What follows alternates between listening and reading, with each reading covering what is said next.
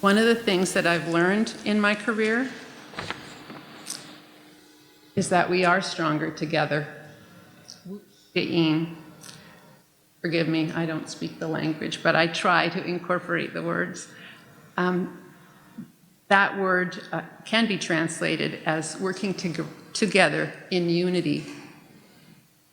No matter what the level, teacher, administrator, or higher education, as educators, we must work hard and support each other on a path of continuous improvement, because to do otherwise would mean that the system we've created sacrifices some kids. That's not okay.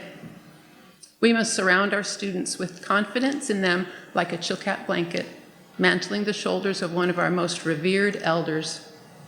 And we must refuse to let even one child slip through the tightly woven warp and weft.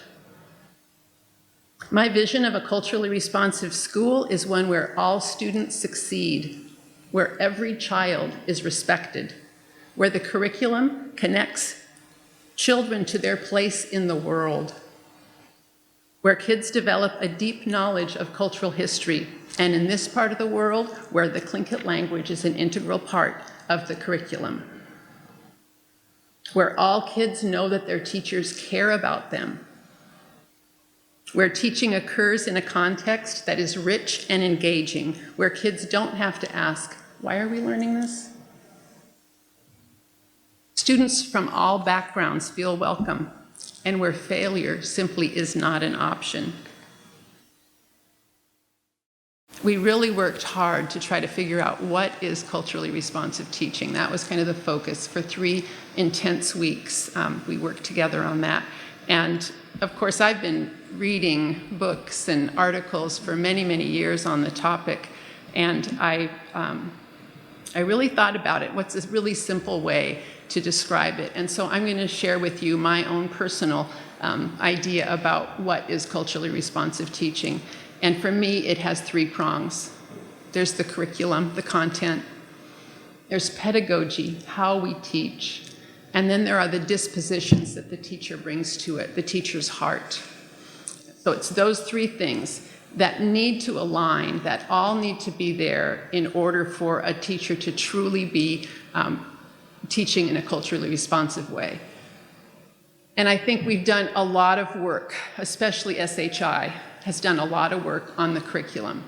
There are multiple units out there that are available, but I think the part that we still need to put emphasis on is on the pedagogy and definitely on the dispositions. Those are much more difficult for us to make an impact on.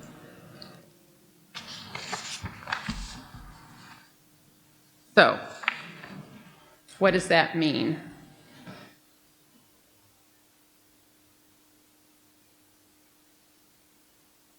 The curriculum or content is the what of teaching. What are we teaching? And as I said, I think there are a lot of great units that are available, both from SHI as well as Gold Belt Heritage and across the state. Peggy will talk more about this, but there's work all over our state developing curriculum that is culturally responsive, that ties into students' backgrounds. So this is kind of my, some of my ideas about what are the characteristics of that content. It's when teachers think outside of the textbook. Obviously, you have a textbook that is adopted by your school board and supported by your principals, but I think great culturally responsive teachers know that no textbook can do it all. You have to think outside that textbook. I'm just going to say CRT, so I don't have to keep saying culturally responsive teaching. CRT is interdisciplinary. It's when teachers collaborate with each other and they develop units that tie in both history and science and math and language arts. Everything is integrated because that's how we think as human beings, and it's only schools that separate it out into the separate disciplines. Whenever possible, CRT is culture-based. There are ways to connect to the culture. And in this part of the state, I'm talking about Tlingit culture because we are, after all, on Tlingit land. And that is the culture that we should be addressing. The content is meaningful to students. It's connected to place because regardless of where you are, where you were born, where you came from, you are now living in this place. All of our students are living in this place. So when you have a unit that is based on place, you automatically have something that every child can connect to because they live here. You tap into students' background knowledge. You take the time to know your students, to figure out what do they know, what are the funds of knowledge that they bring, where's their cultural capital, and you figure out a way to accentuate that. You expect all students to, through your curriculum and content, you expect all students to develop higher order thinking skills. You don't say, well, those poor kids, they're poor, they live in that part of the city. Now, you wouldn't say that out loud, but sometimes those little thoughts are there and you don't expect as much from every kid. And what I'm saying to you as a culturally responsive teacher expects the best of every single student. And you teach the content, helps students see the world from multiple perspectives. The pedagogy, the CRT pedagogy, project-based for sure, community-oriented.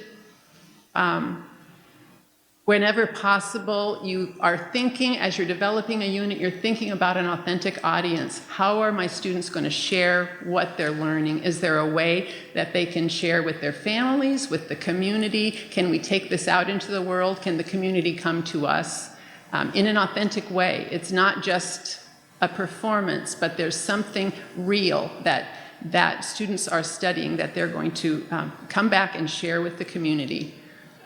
It's constructivist because it's based on what students know.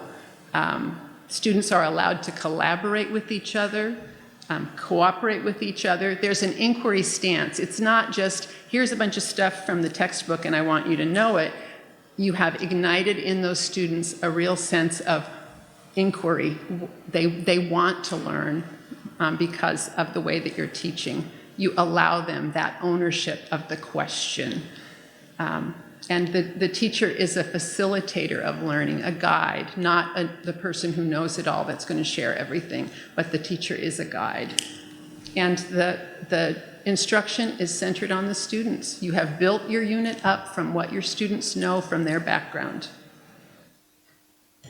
So as I said before, I think there's been a tremendous amount of work developing the curriculum or content, and through efforts such as this, you're working on the pedagogy.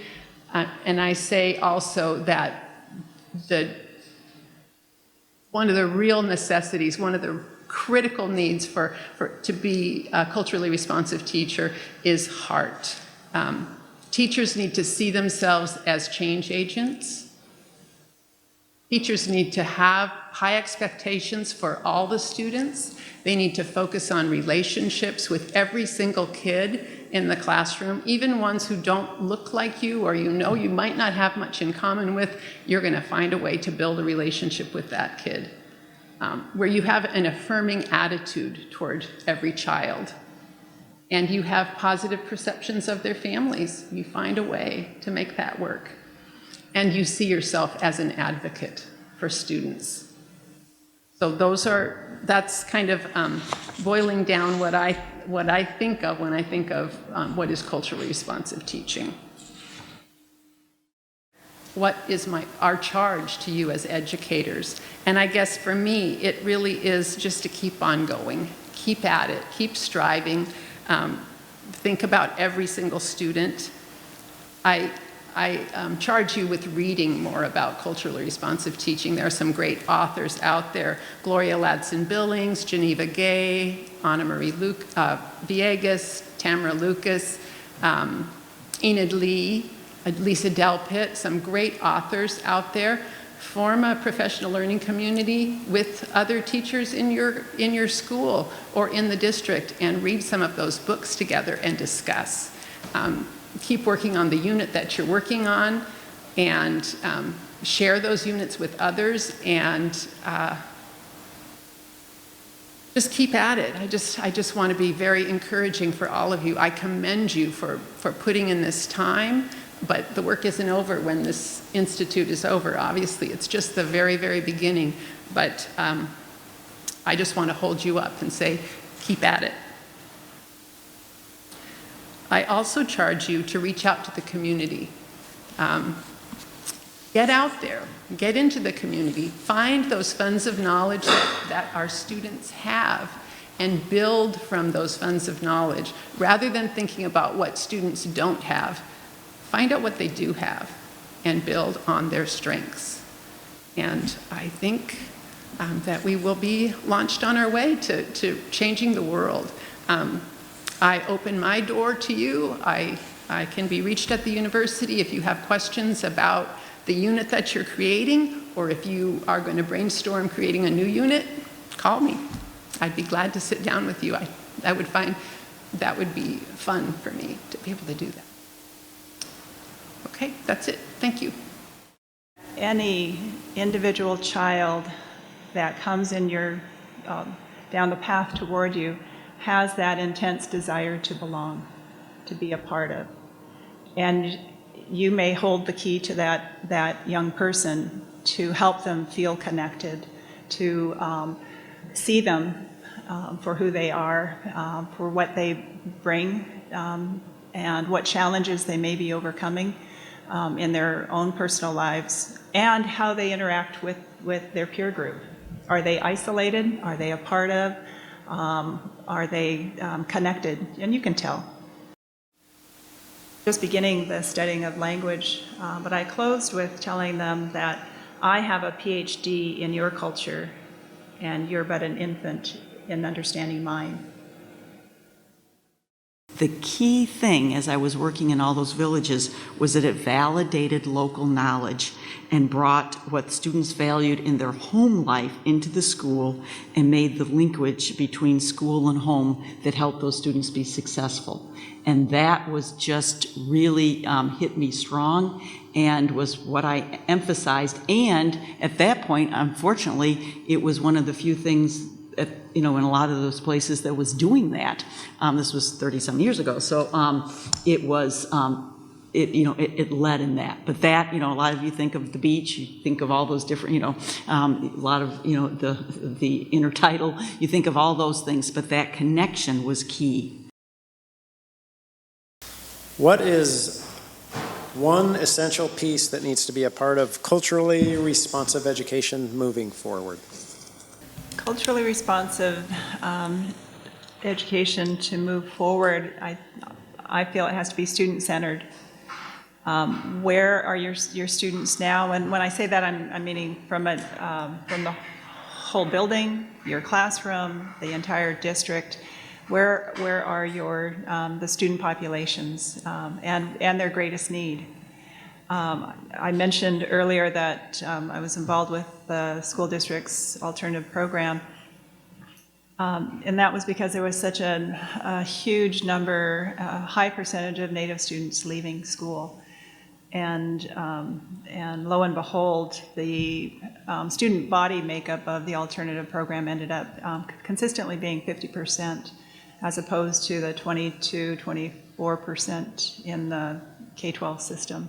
So for me, I think that essential piece is what's your target, what's your purpose and greatest desire in meeting your students, and I think there's bridge building too, so that non-Native students are also seeing the value of the content and understanding the complexity of a culture, the science of a culture, the mathematics of a culture, that we're less single-minded in how we're approaching curriculum. And so for me, I would start with the students that you're trying desperately to reach. Thank you. Can I add to that? I just want to say, from a systems standpoint, I think what's required to move culturally responsive education forward is collaboration, I think, between teachers. So you are alone in your classroom, and you are alone in your classroom, and you're doing great things, but until you're collaborating with others, working on the same kind of issues. I don't think we're going to have this really skyrocket the way it needs to. I hope that one thing that you're taking away from this is the absolute need to change the way we do business so that we are including all students. So I would say that is something that we're thanks. And my question is, how did your district, combine culturally responsive curriculum with the Margaret A. Cargill grant you received?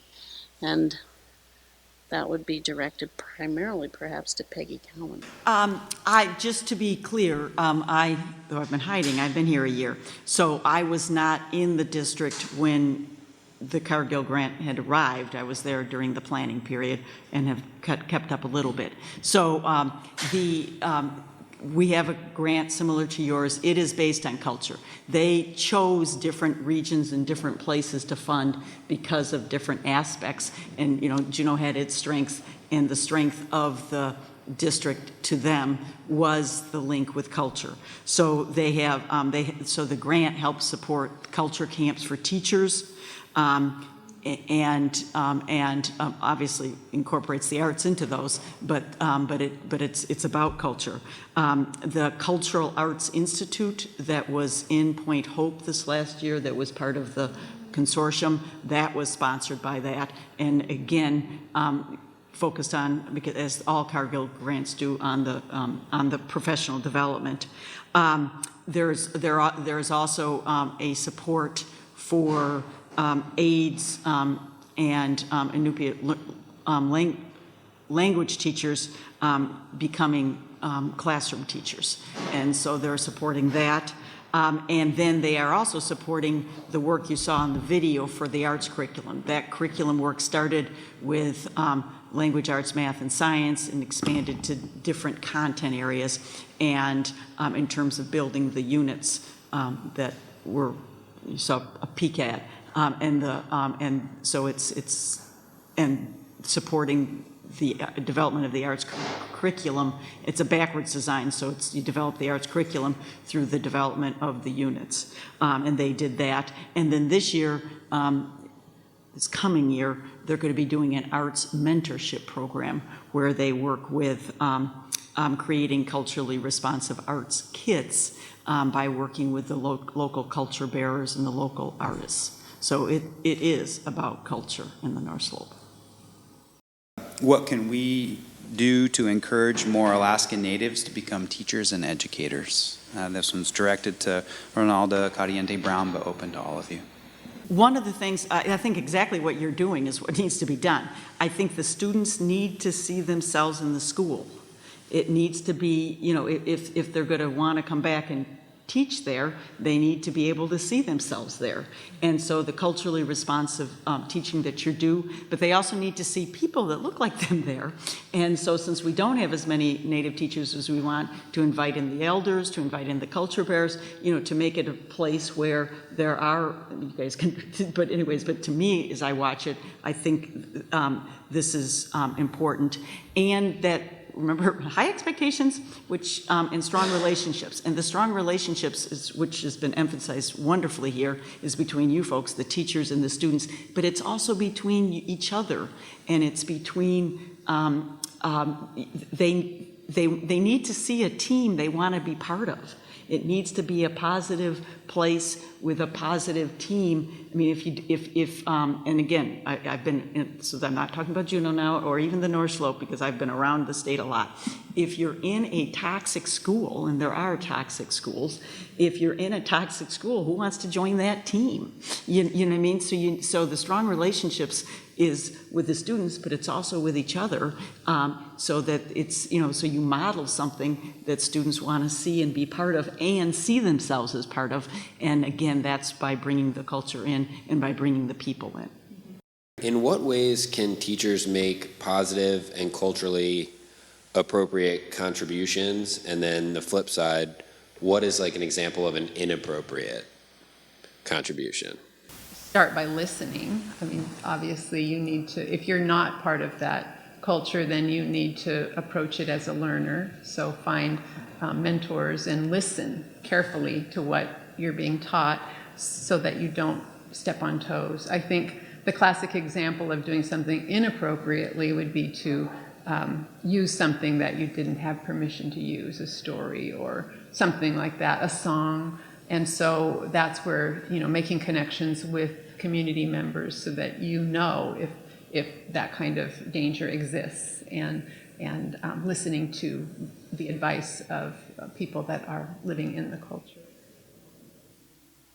But I think don't be afraid to try. I mean, I've seen so many wonderful, well-meaning teachers say, well, I don't think I can do it right, so I'm not going to do that. I'm not going to try to learn this or try to incorporate something from the culture into a lesson. And I think that's a huge danger. So just find a mentor, find somebody. You've got an Indian Studies person in your school. You've got Sealaska Heritage Institute and all the resources that they have. You've got Gold Belt Heritage Institute. And I just found out on Gold Belt's website, you can actually ask for a speaker to come into your class free of charge. You just need to say, this is what I'm looking for. And they've got a list of cultural specialists, and they try to match a specialist to come into your classroom. So I'd say, don't get scared off and just do it, but do it respectfully and listen to the advice of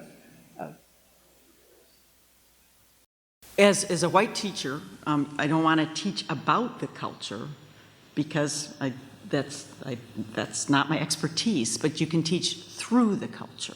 So making that distinction, I think, is helpful. And as Angie said, to invite others in to teach about the culture and then reflect back on what they taught as you're teaching your curriculum and your standards, and reflect back to them. So I think that is important. The other thing is that I learned actually fairly late in my career, and I'm sorry, but we're always learning.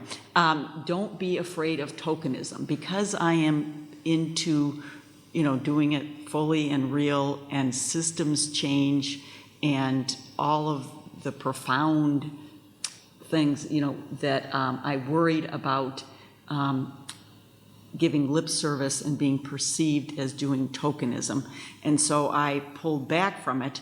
But in some ways, some level of tokenism is good and actually does honor.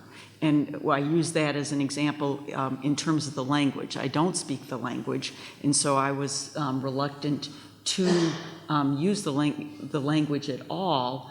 But actually, I think the two here, at least one of them, encouraged me on one of my welcome back speaks as superintendent here to welcome everybody in every language I could come up with, but in particular, the Tlingit language. And again, at first it felt to me like tokenism because it wasn't real, it wasn't me. I'm horrible with languages, I have a tin ear, but in doing so, it was still respectful and acknowledged that the superintendent of schools was honoring and honoring and using the language. So I'd encourage you to do little things and not wait to do full system change, though I still hope for full system change, but to do the little things as well, and rely on the cultural expertise from those who have it, but to use the local examples and refer back to what they have taught. My question will be directed to Linda, but is open to everyone on the panel.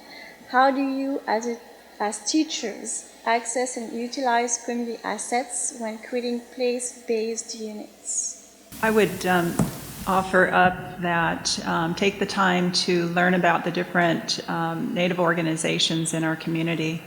Certainly we have Clinton Haida Community Council, we have Clinton Haida Central Council, we have Alaska Native Brotherhood and Sisterhood. There are a lot of organizations, as well as the corporations that are doing work around heritage. I think probably most useful piece of advice would be to find, to borrow an anthropological term, unfortunately, a key informant. Someone who you feel comfortable in asking questions of and listening to their answers and taking their guidance. They may be able to guide you in the right direction for finding an individual within any of those organizations, depending on your need and interest area, that would probably be the most time efficient as well. But more importantly, it would help you nurture a friendship and be more comfortable in engaging in community activities and events. I was always dumbfounded. For years and years, the Alaska Native Brotherhood and Sisterhood hosted a teacher tea with the idea of inviting in school staff to have the beverage and meal and be informational. And I can't tell you how many people avoided that unless they were told they had to be there. They wouldn't go. It's like, it's the Alaska Native Brotherhood Hall. I'm not Native, and it's like, it's a building. You're invited. It's an honor to be invited. That's what the term kluich references, to be invited, to accept those invitations. And yes, you may find yourself feeling awkward or uncomfortable. Go with a friend. But experience it and be seen. I can't tell you how many students are so thrilled to see you out in public, whether it's just at the store, but especially at these cultural events. It means something. And so I think if you land on an individual that you feel comfortable in asking questions of or guidance from to direct you, that might just help you with the challenge of time, to know where to go as you find your way through community. Thank you. How do you balance place-based and culturally relevant education in a very diverse classroom? I think definitely want to honor all the students in your classroom. The culture and background, the languages, you need to, as a teacher, as an educator, you need to make sure that you are being respectful of all the students in your classroom. And I guess it's my belief that because we are on Tlingit land, that is one thing that we definitely all need to honor in our classroom. But everybody's important. Everybody deserves respect. We need to take time to get to know all of our students and visit families as much as we can. The Filipino community also has a hall here, and they have events that are open to the public, and it's a great culturally responsive teacher becomes involved in the community. They get to know the families. They become a part of the community. They go to Gold Medal. They go where people gather, and I think the best way to become a part of the community is to roll up your sleeves and do something while you're there. Help serve tea or wash the dishes or whatever it takes, and you will be welcomed into that, and people will begin to open up to you and become informants for you, telling you what the next thing is and how you can become involved. But ultimately, I think culturally responsive teaching, it's about all the students in your classroom. Every single kid deserves to be respected. I'd maybe suggest, and I realize that Juneau, for example, is becoming much more diverse with a growing Hispanic population, growing Tongan populations. Whatever content area and grade level you're teaching is to maybe work with your students to teach them that we're going to look through this content piece through this lens, and maybe branch out to other lenses for the same concept.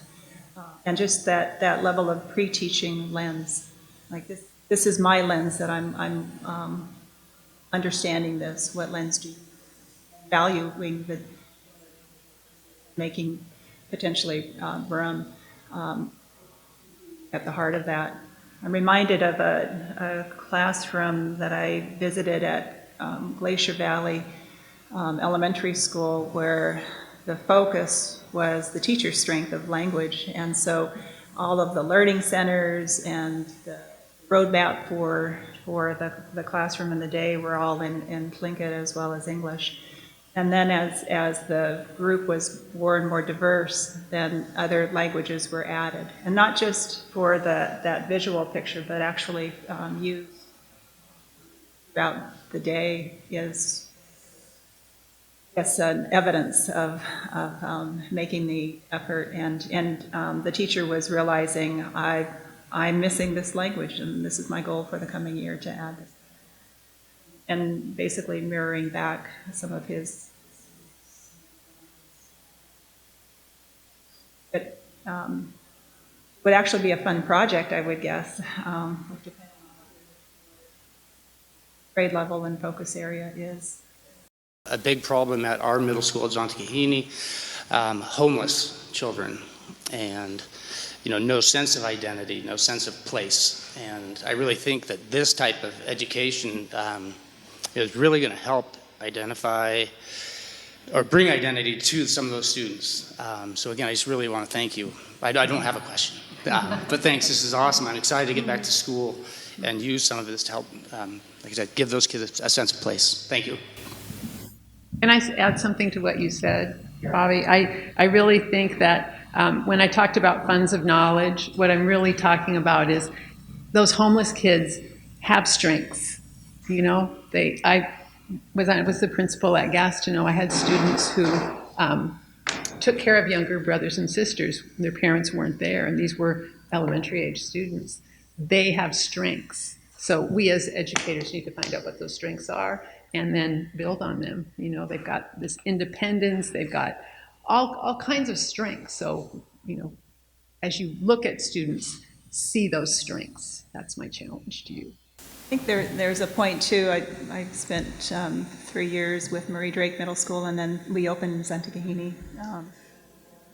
But one of the things that just would drive me nuts is the school schedule for students that were homeless or other factors in their lives that a gift that schools bring in the structure is consistency and continuity. And then what happens in May? It's gone. There are field trips, there's this, there's that. The school day gets turned around, and guess who gets washed out of that? That reacts to that change in routine. And so maybe just want to plant that with you as to scrutinize it as in this coming year. Certainly there's energy in those activities and events, but there's also fallout and that need that predictability and consistency.